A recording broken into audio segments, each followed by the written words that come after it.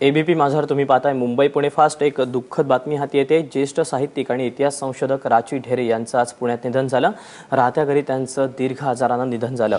मयुरेश कोंडूर आमचे प्रतिनिधी आपल्यासोबत आहेत। मयुरेश, राची ढेरे आज आपल्यात नाहीयेत। ढेरे यांचा प्राच्यविद्या संशोधनामध्ये गाढा अभ्यास होता। यासोबतच इतिहास असेल किंवा अनेक विविध विषय असतील, यामध्ये त्यांनी साहित्य संपदा महाराष्ट्राला दिलेली आहे। मयुरेश कोंडूर पुन्हा एकदा आपल्यासोबत जोडला गेलेला आहे। मयुरेश, राची ढेरे आज आपल्यात नाहीयेत। दीपक, महाराष्ट्राच्या किंबहुना भारतीय संस्कृतीतलं अभ्यासक म्हणून जर सगळ्यात आदराने घेणारं नाव जर आता संपूर्ण भारतात उठलं असेल तर ते डॉक्टर राची ढेरेंचं होतं आणि त्यांना अण्णा म्हणून सगळेजण अगदी आदरानं ओळखायचे ते राहिलेले नाहीयेत। प्राच्यविद्या संशोधन याची खूप परंपरा जुनी महाराष्ट्राला आहेत। अनेक गाढे संशोधक महाराष्ट्रामध्ये यापूर्वी सुद्धा होऊन गेलेत। 100हूनही अधिक वर्षाची ही परंपरा आहे। त्या परंपरेतले राची ढेरे हे सगळ्यात मोठं आणि महत्वाचं नाव म्हणता येईल जे आजपर्यंत आपल्यामध्ये होते।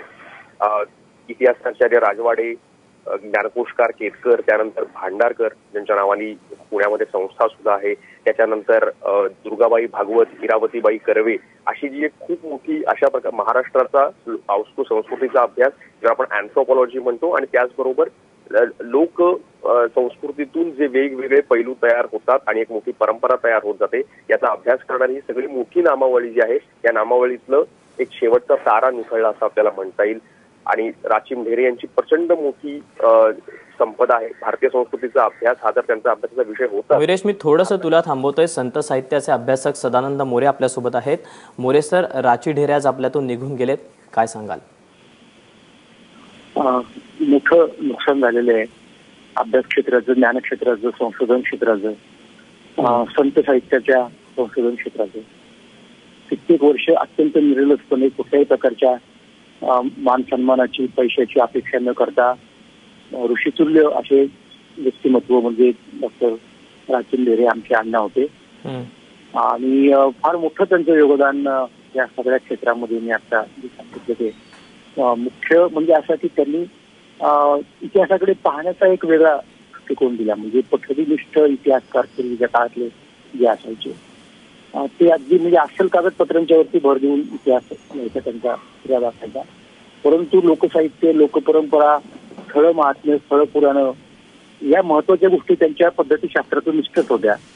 डॉक्टर ढेरे यांचं महत्व असं की त्यांनी या पद्धतीमध्येच मुळात एक बदल घडून आणला, वेगळ्या प्रकारचं परिवर्तन त्या ठिकाणी त्यांनी केलं आणि त्यामुळे काही वेगवेगळी प्रमेय त्यांच्या हाताला लागली। म्हणजे त्यांनी आणखीन एक गोष्ट सांगा की म्हणजे दक्षिण भारताचा आपण फारसा विचार करत नव्हतो। आपली सगळ्या इतिहासकारांची नजर ही उत्तर होती। खरं तर हे व्हायला नको होतं, कारण आपण स्वतः दक्षिणेत बरंच राज्य केलेलं आहे, बराच काळ राज्य केलेलं आहे। पंजाबवरची पाठी आपल्याला कल्पना आहे शिवाजी महाराज, पण दुर्दैवानं आपल्या सगळ्या लोकांचं तिकडे दुर्लक्ष झालं।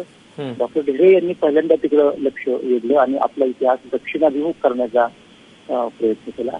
आता खूप खूप त्यांच्याबद्दल काही सांगता येईल, पण ही त्यांना माझी दृष्टिकोनातून महत्वाची कामं वाटतात। एक म्हणजे महाराष्ट्राचा इतिहास दक्षिणाभिमुख करणं आणि दुसरं म्हणजे इतिहासाच्या पद्धतीशास्त्रामध्ये, संशोधनाच्या पद्धतीशास्त्रामध्ये एक महत्वाचं परिवर्तन घडवून आणलं।